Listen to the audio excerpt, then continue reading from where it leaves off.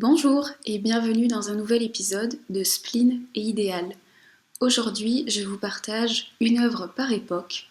Au début, je pensais vous partager une œuvre par siècle, puis je me suis dit que ça allait être très long pour vous, donc j'ai coupé la poire en deux, tout simplement. Alors, on va commencer par l'Antiquité, qui est une de mes... Oui, qui est une période que j'aime beaucoup. J'ai l'impression que je vais dire ça à chaque fois, parce qu'en réalité, il n'y a pas vraiment de période que je délaisse, à part peut-être la nôtre. C'est vrai que je lis pas vraiment d'auteurs contemporains. Ah, quelque chose d'autre a changé alors. en plus de lire plus d'autrices. Bon, pour la première œuvre, en réalité j'en ai deux, c'est l'Iliade et l'Odyssée d'Homère. Je ne suis pas très originale là non plus, il y a beaucoup d'œuvres antiques, mais ce sont mes deux préférées. J'aime énormément la mythologie grecque en particulier. Ça ne m'est pas venu dans l'enfance, j'ai pas grand souvenir qu'on ait abordé ces œuvres-là en classe, c'est vraiment venu beaucoup plus tard. Et quand j'ai découvert ce monde-là, j'ai été émerveillée par tous ces dieux, ces déesses, leurs caractéristiques, leur rapport aux mortels. Ah si, je dis une bêtise, je suis bête, j'avais déjà lu l'Odyssée au lycée. Donc si, c'est là que j'ai commencé à apprécier. Ensuite, ça s'est un peu perdu et c'est revenu bien plus tard, quand on commence à s'intéresser par soi-même à certaines œuvres, à certaines époques. Bref, donc je ne peux que vous conseiller ces deux œuvres-là. L'Iliade retrace le conflit de la guerre de Troie. Donc la guerre de Troie a eu lieu en réaction au choix de Paris, et si on remonte bien avant, je ne sais pas si je vous raconte, bon vous passez si ça ne vous intéresse pas, et je suis persuadée que vous le connaissez, mais bon, j'ai plaisir à le raconter. Un jour, les dieux se sont réunis pour le mariage de la nymphe Thétis et du roi Pélée, qui sont les parents d'Achille. Tout le monde était invité, sauf bien sûr Eris, déesse de la discorde. Que cela ne tienne, elle est quand même venue et puis elle a lancé une pomme d'or qui est arrivée aux pieds d'Athéna, d'Aphrodite et d'Héra. Et donc elle l'a ramassée, il y avait écrit à la plus belle. Donc Héra elle s'est dit bon bah c'est pour moi. Puis Aphrodite elle a dit bah non c'est pour moi. Puis Héra a dit ah certainement pas c'est pour moi. Bon il fallait trancher et Zeus ne voulant pas se mouiller a désigné un mortel, un sage mortel du nom de Paris. Donc Hermès les a portés au pied de Paris et il lui a dit de choisir qui était la plus belle. Athéna s'est avancée et a dit si tu me choisis, tu seras le plus grand combattant, il me semble. Héra lui a dit si tu me choisis, tu seras le plus grand roi. Et Aphrodite, de sa douce voix, lui a dit si tu me choisis, tu auras la plus belle femme. C'est comme ça qu'il a obtenu Hélène, sauf qu'Hélène était déjà mariée au roi grec Ménélas. Forcément, quand on lui enlève sa femme, ça ne lui plaît pas. Alors beaucoup disent que tout cela est de la faute d'Hélène. Moi je crois surtout qu'elle n'a pas eu le choix et qu'encore une fois, une femme s'est retrouvée dans les pattes d'un homme et qu'elle n'a pas pu décider. Donc s'en est suivi une guerre entre les Troyens, puisque Paris était troyen, et les Grecs dont Ménélas, Agamemnon, Achille, Ulysse. Bref, ça c'est l'Iliade. Et l'Odyssée reprend donc à la fin de la guerre de Troie, lorsque chacun rentre chez soi.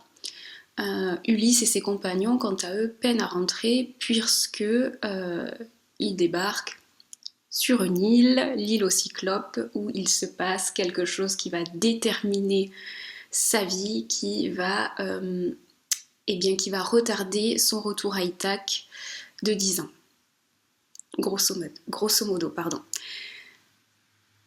Œuvre majeure, œuvre qui est à l'origine de notre littérature aujourd'hui, et donc il faut absolument découvrir, ou redécouvrir d'ailleurs, on peut avoir plaisir à redécouvrir cette œuvre-là. Par contre, si vous voulez vous intéresser un petit peu plus à l'univers des dieux, je vous conseille l'univers Les dieux, les hommes de Jean-Pierre Vernant, écrit en 1999, qui est un livre passionnant et qui reprend donc la dynamique des dieux et des déesses, leurs caractéristiques, leurs relations. C'est passionnant. Nous continuons avec le Moyen-Âge et plus précisément avec Marie de France. Marie de France est une poétesse française du XIIe siècle qui a probablement vécu à la cour d'Henri II Plantagenet. Je dis probablement parce que son identité est incertaine. On dit que c'est la fille de Louis XII et d'Aliénor d'Aquitaine, et donc la semi-sœur, ça n'existe pas. Et donc la demi-sœur de Richard Cœur de Lion. C'est la première écrivaine connue, mais ce n'est pas la première à écrire. Il y en a eu d'autres avant. Elles ont écrit anonymement, mais on sait que c'est des femmes. Mais en tout cas, c'est vraiment la première à être connue. Marie de France, elle écrit des laits. Alors, qu'est-ce que sont les laits ? Les laits, à l'origine, ce sont des récits chantés qui sont accompagnés de musique comme la lyre. D'ailleurs, petite anecdote, la lyre est l'instrument du dieu Apollon. Apollon, c'est le dieu des arts et de la lumière. Voilà, parenthèse fermée, on retourne au Moyen-Âge. Marie de France, quant à elle, écrit ses laits en vers. Elle les écrit en octosyllabes, donc elle garde une certaine musicalité aussi. Ils sont écrits en ancien français, mais depuis il y a eu des traductions, donc on peut les lire dans la langue que l'on connaît. Le lait est emprunté à la littérature courtoise. Alors, il faut savoir qu'au XIIe siècle, il y avait plusieurs genres, et donc il y avait le roman courtois, la poésie courtoise. Alors, c'est une poésie qui est chantée et jouée à la lyre, et elle raconte un amour impossible entre un chevalier et une grande dame. Cette poésie est quand même écrite par beaucoup de femmes, mais aussi par des hommes. D'ailleurs, petite anecdote là encore, les premiers poèmes connus sont dus à Guillaume II, duc d'Aquitaine. Voilà. Ensuite, il y a aussi le roman antique. Roman, ça désigne avant tout la langue, puisque avant c'était donc la langue romane. Et par la suite, ça va devenir des récits. Le roman antique s'inspire des mythes. Il raconte l'histoire d'amour entre un chevalier courageux et une femme pour laquelle il se bat de toutes ses forces. Sans compter bien sûr toutes les aventures. Donc les romans les plus connus que vous connaissez sûrement, ce sont ceux de Chrétien III, Yvain ou le Chevalier au Lion, Perceval ou le Comte du Graal. Il y a donc en autre genre la chanson de geste. La chanson de geste est l'héritage des épopées antiques. Donc par exemple l'Odyssée d'Homère, ou bien encore Virgile. Elle raconte les exploits guerriers accomplis par un grand homme. Ce sont généralement de longs poèmes chantés. La plus célèbre, c'est la chanson de Roland. Et enfin, il y a le théâtre, les fables, les fabliaux, enfin, les pièces de théâtre, c'est pas celles qu'on connaît, hein. Elles sont représentées toujours en faveur de la religion. Et puis, on observe aussi l'apparition de fabliaux, donc des petits textes comiques. Et aussi les laits, avec notamment Marie de France. Ça, c'était un peu le topo de ce qui se passait à l'époque. Il s'agit le plus souvent d'un récit amoureux, avec beaucoup de merveilleux. Des fées, des enchantements, des loups-garous. Voilà. Marie de France, elle s'inspire de traditions celtiques, mais aussi antiques, comme ce que je vous disais. Par exemple, le mythe de Tristan et Iseult, elle le reprend avec le lait du chèvrefeuille. Elle s'inspire aussi de la matière de Bretagne. Moi, je vais vous parler plutôt donc du bisclavré, qui est un lait qui fait partie de son recueil. Elle en a écrit 12. J'imagine peut-être qu'elle en a écrit d'autres aussi. Donc le bisclavré, c'est l'histoire d'une femme et de son mari qui sont amoureux, qui vivent très convenablement. Mais un jour, elle s'aperçoit que son mari n'est plus dans le lit. Donc elle s'interroge, tout ça, et puis elle se rend compte que ça arrive tous les 3 jours. Donc elle finit par le questionner. Et à force de discussion, il lui avoue que tous les 3 jours, il se transforme en loup-garou. Alors elle est très apeurée, elle ne comprend pas ce qui se passe. Et il lui dit que s'il ne retrouve pas ses vêtements, une fois qu'il se transforme, il ne peut plus reprendre sa forme humaine. Donc ça elle est interloquée et elle lui demande où Où est-ce que tu les planques, quoi? Sauf qu'il ne veut pas lui dire par crainte, parce que si quelqu'un les trouve, les ramasse, il ne pourra jamais plus être un homme. Mais à force de retranchement, elle finit par lui tirer les vers du nez. Donc en fait, elle a un double projet, c'est de connaître l'emplacement de ses habits, et en même temps, elle se rapproche d'un homme qui devient son amant. D'une part, elle a peur, et d'une part, elle a envie un petit peu de mettre ce mari embêtant de côté et de se concentrer avec un autre homme. Mais elle n'a pas pour dessein de le tuer. Voilà. Sauf que elle a envie de se remarier avec cet homme, alors elle va charger son amant de retrouver les habits de son mari et de les cacher. Quand ça lui arrive, le pauvre, donc qui était chevalier avant, le pauvre chevalier reste loup-garou. Mais à partir de là, il va y avoir des péripéties à la cour du roi, entre l'amant et ce chevalier. Enfin bon, ça reste un conte, je ne sais pas si je voulais préciser, mais elle écrit, voilà, elle écrit sous la forme d'un conte avec une morale. Donc sans trop vous divulguer la fin, ce que je peux vous dire, c'est que la morale, déjà la fin est assez cocasse, mais la morale, c'est que Marie, elle a envie de montrer que le monstre n'est pas toujours celui qu'on croit. Il n'a pas toujours une forme infâme, désagréable, laide. Voilà, ça vous laisse un peu imaginer pour quel personnage la fin est plutôt bonne. Nous arrivons à la Renaissance, et là je vous partage La Reine Margot, qui est un roman d'Alexandre Dumas. Vous allez me dire, mais attends, non, ça n'a pas du tout été écrit au XVIe siècle. Vrai, j'avoue, le roman a été écrit au XIXe siècle. Mais ça relate de plusieurs intrigues même, qui se sont déroulées au XVIe siècle. De toute façon, si je ne mentionne pas Dumas dans chacun de mes podcasts, je meurs, vous l'avez bien compris. Alors, il y a beaucoup de choses à dire sur ce roman qui est très dense. Première chose, il y a un écart entre la réalité et le roman. Il faut dire que c'est un roman historique, mais aussi une fiction. Je vais commencer par vous expliquer le contexte. Dans le roman, on se retrouve pendant les guerres de religion qui opposent les catholiques aux protestants. Donc il y a énormément de tensions. Nous sommes à la cour d'Henri II, Catherine de Médicis, Marguerite de Valois, duc d'Anjou, duc d'Anjou. Donc voilà. Catherine de Médicis se dit, je vais présenter à ma fille, ou non, je vais imposer à ma fille, c'est encore mieux, un protestant. Comme ça, un protestant et une catholique, ça va peut-être apaiser les tensions dans le pays. Je dis le pays de façon générale. Vous savez qu'il n'était pas constitué comme nous le connaissons aujourd'hui, il était découpé en comtés, avec des seigneurs, etc. Ça n'a pas du tout apaisé les tensions. Hein. Pire encore, d'ailleurs, petite anecdote, Henri de Navarre n'a pas pu assister à son propre mariage. Étant donné qu'il est protestant, il n'a pas pu rentrer dans l'église catholique. Donc déjà, ça commence mal. Hein. Généralement, quand l'époux ne peut pas assister à son mariage, bon.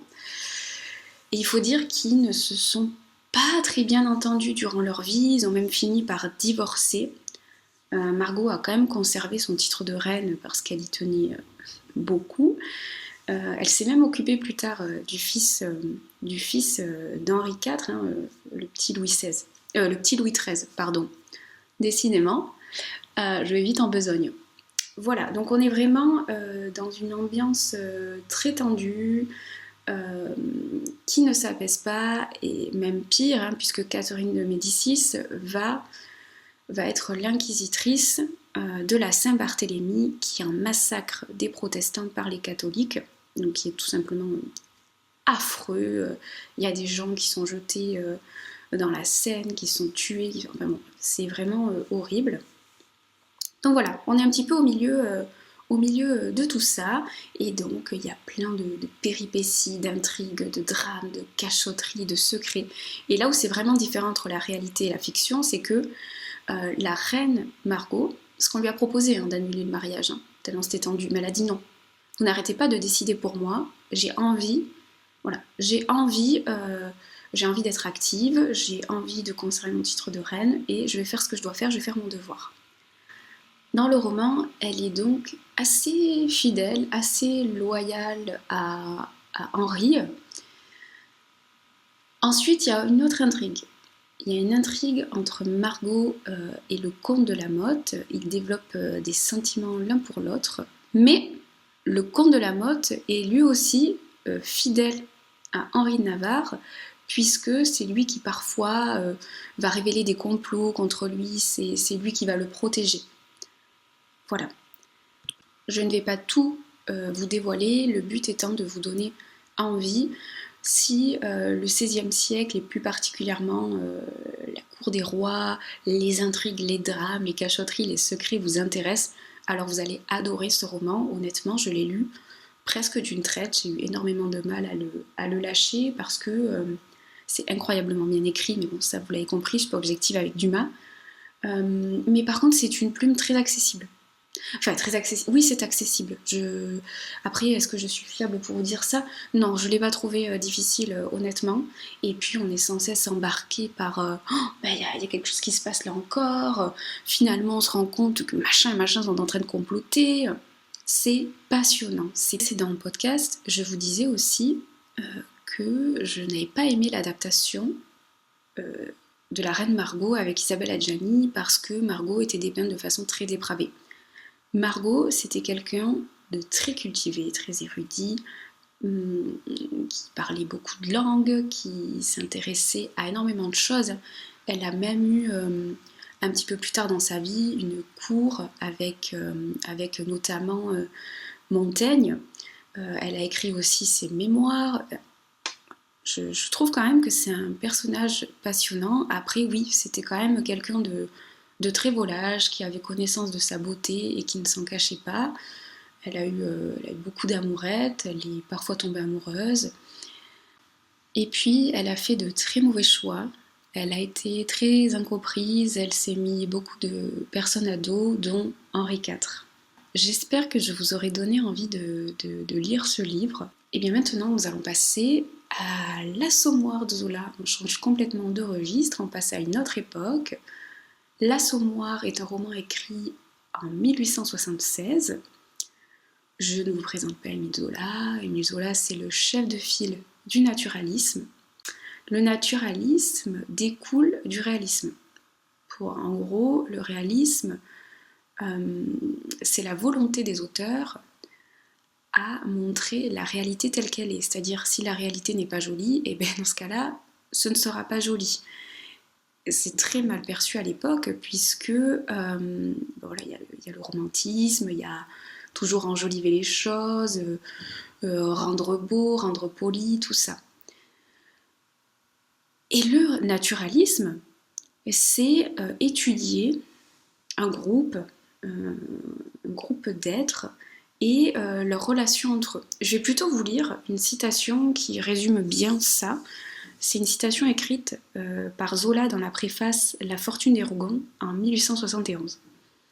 Je veux expliquer comment une famille, un petit groupe d'êtres, se comporte dans une société, en s'épanouissant pour donner naissance à 10, à 20 individus qui paraissent au premier coup d'œil profondément dissemblables, mais que l'analyse montre intimement liés les uns aux autres. Donc il y a une volonté d'étudier un schéma familial, et puis pour lui, l'homme ne peut pas échapper à sa condition première. Alors certains diraient que c'est très pessimiste, lui il vous rétorquerait que c'est réaliste. Alors, l'Assommoir s'inscrit dans la série des Rougon-Macquart. Je ne sais plus combien il y a de tomes, je crois qu'il y en a peut-être presque 20. J'en ai lu pas mal déjà, et je vous présente l'Assommoir parce que c'est l'un de mes romans préférés de Zola. Il y en a d'autres, il y a Nana, il y a Thérèse Raquin, il y a La Curée, il y a La Fortune des Rougon. Mais l'Assommoir, je l'ai dévoré d'une traite, pourtant il est conséquent. Je sais que la plume de Zola peut faire peur parce qu'il y a des digressions, il y a de la description, il y a un attardement sur les choses, mais sa prose est tellement belle et je crois vraiment que ça dépend des œuvres. Vous voyez, à certaines œuvres, que c'est vrai, j'ai pu trouver peut-être un peu longuette, autant celle-ci, pas du tout. Pas du tout. On a sans cesse envie de savoir ce qu'il va se passer. Bon, pour faire simple. On suit la vie de Gervaise, d'abord en ménage avec Antoine Lantier, qui décide de l'éloigner de son père et qui l'emmène à Paris. Ils ont 2 enfants, Claude et Étienne. Mais Antoine finit par les abandonner parce que c'est un coureur, un fainéant, bref, un idiot. Et donc à partir de ce moment, on assiste à une Gervaise qui travaille très dur comme blanchisseuse, faisant tout pour gagner son argent et vivre décemment. Elle rencontre même un autre homme, avec qui cela se passe très bien au début, c'est toujours le cas, et elle parvient même à monter sa propre entreprise, toujours en tant que blanchisseuse. Et elle a même des employés. Donc elle fait son bout de chemin et ça se passe plutôt bien. Mais un jour, un accident survient, et là c'est le début des ennuis. Je ne vous en dis pas plus. Mais Zola, ce que je peux vous dire, c'est qu'il nous montre bien, ici, la part importante de l'hérédité de l'environnement. Gervaise a beau tout faire pour s'en sortir, c'est comme si son destin était déjà écrit et qu'elle n'y pouvait rien. Donc comme je vous disais, j'ai dévoré ce roman, je me suis attachée à ce personnage et j'ai assisté malgré moi à sa déchéance. Voilà, comme si c'était déjà inscrit. Oula, il faut que je m'hydrate. Est-ce que je peux parler? Enfin, dernier livre que je vous présente, cette fois-ci c'est une pièce de théâtre écrite par Camus. Il s'agit du Malentendu, pièce de théâtre en 3 actes, publiée en 1944. On parle souvent d'autres œuvres majeures de Camus. Moi j'avais très envie de vous partager celle-ci, qui est peut-être un peu moins connue, du moins j'en entends un peu moins parler. Cette pièce de théâtre, elle s'inscrit dans le mouvement de l'absurde. Alors le mouvement de l'absurde, il apparaît en réaction à la Seconde Guerre mondiale. Si vous voulez, après 4 années de combat contre une idéologie absurde, les hommes ils s'interrogent quant au sens de leur existence, ce qui est logique. Et selon Camus, l'homme est en perpétuelle recherche de sens, et même si le besoin de savoir est légitime, pour lui c'est une recherche vaine, parce que l'existence en est dépourvue. Donc je pense que selon lui, il faut vivre sa vie, y trouver du plaisir, mais on n'aura jamais réponse à nos questions existentielles. Je vais vous lire le résumé de la 4e de couverture, je trouve qu'il est très bien. Rêvant de faire fortune et d'aller vivre au soleil, Martha et sa mère assassinent pour les dépouiller les clients de leur auberge. Et moi je vous dis, il est très bien ce résumé. Un jour, le frère de Martha, parti depuis 20 ans, revient incognito et prend une chambre chez les 2 femmes. Là, on se doute que l'arrivée du frère va tout chambouler. On se demande, vont-elles finalement le reconnaître? Va-t-il tout révéler? Ou connaîtra-t-il une fin aussi tragique que les autres résidents? Je ne vous en dis pas plus. Ce que je peux vous partager, c'est qu'au-delà de l'intrigue, moi, ce qui m'a le plus plu et dérouté, c'est la plume de Camus. C'est une plume simple, mais complexe à la fois, parce que tout est caché, tout est dans le non-dit. Les pauses, les demi-mots, ou bien les monologues inattendus de certains personnages, les mots un peu crus, les explications, comme si on relatait de simples faits sans sentimentalité. Il y a comme un espace entre les mots de Camus et ce qui nous parvient à l'oreille.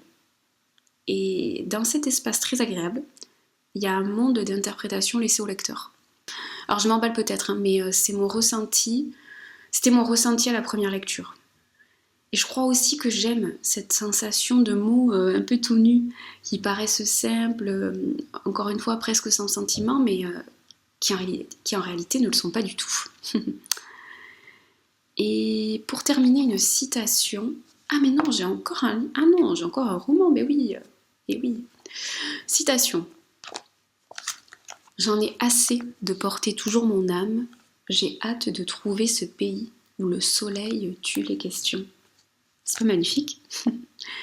Non, non, je vous partage quand même un dernier, cette fois-ci un roman, parce que, voilà, le malentendu, XXe siècle, là je voulais vous partager une écriture du XXIe siècle, bien qu'il relate de faits du XXe.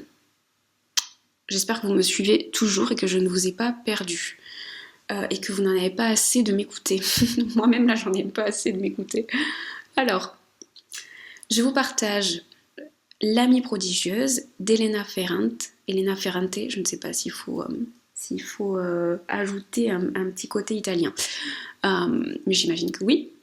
Donc, L'amie prodigieuse s'inscrit dans une série de 4 tomes. Le premier a été publié en 2011. Puis nous avons Le nouveau nom, Celle qui fuit et celle qui reste et L'enfant perdu. J'ai lu les 3 premiers tomes, j'en suis donc à L'enfant perdu.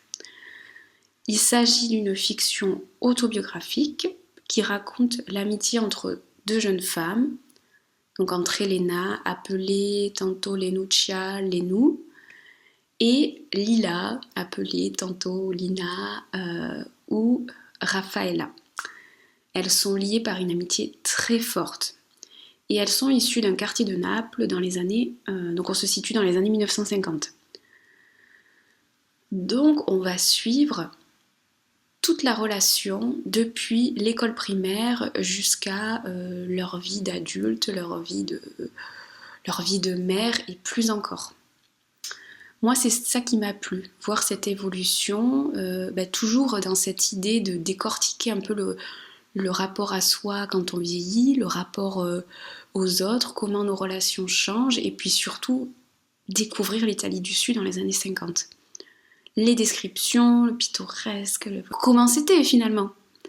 Mais je suis restée un peu sur ma faim. Voilà, j'aurais aimé un peu plus de descriptions. Coucou Zola, là encore. Et puis, voilà, toujours ce partage et cette vulnérabilité de l'autrice aussi. Il faut dire qu'elle est quand même sacrément vulnérable par moments.